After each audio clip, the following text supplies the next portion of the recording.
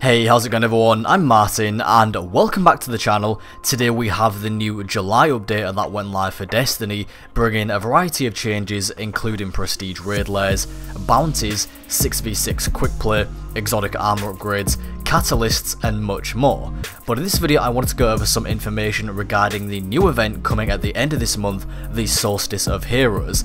Today we've got a look at how this event will work and the rewards that'll be available, and I must say they look pretty cool. So let's take a look.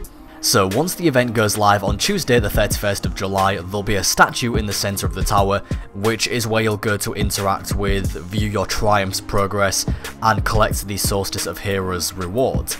But it will also send you to a new area of the city, which will only be available for this event, where you can speak to Ikora.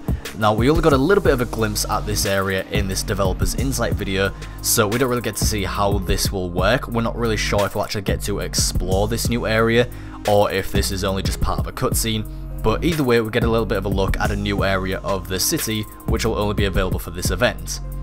Now the armour that you're given at the beginning of this event is the old damaged armour you had at the very start of the campaign when the city gets attacked, and this armour will actually be available to upgrade. There'll be a series of objectives that you can complete and this will allow you to upgrade the armour.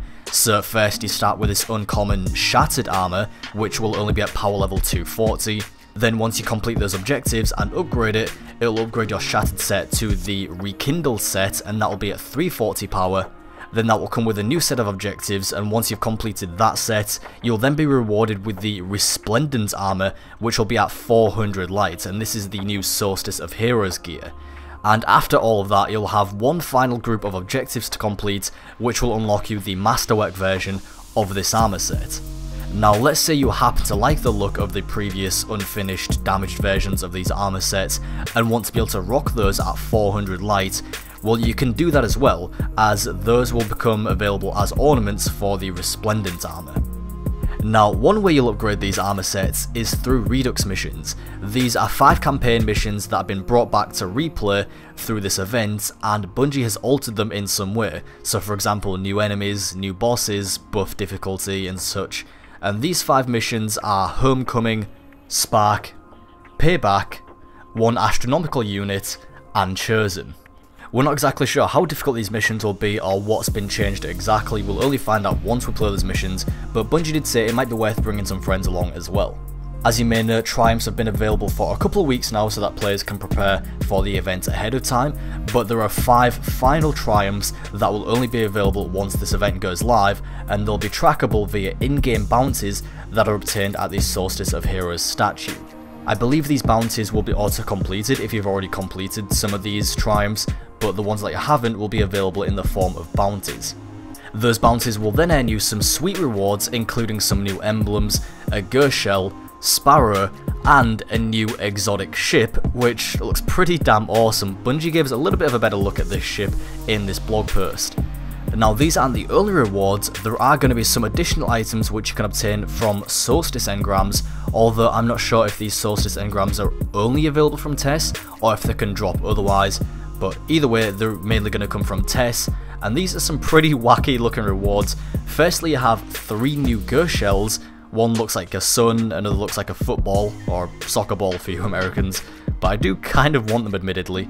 Then there are these exotic ornaments for Sturm, the Jade Rabbit, which looks kind of nice actually, and Soros Regime. And then we have 2 new Sparrows, one on the right looks kind of like a Harley motorcycle or something, and finally 2 new exotic emotes, a fishing one and some wacky dance. Now that's about all for the Solstice of Heroes. Now we do also have some updates that went live today and are now available in game. The main thing being bounties. Strike bounties and Crucible bounties are now available in game from Zavala and Lord Shaxx. For example, kill enemies with the supers in strikes, get void kills, complete strike challenges, etc. These all reward Vanguard tokens, legendary gear and some shaders, and the same applies to Shaxx bounties.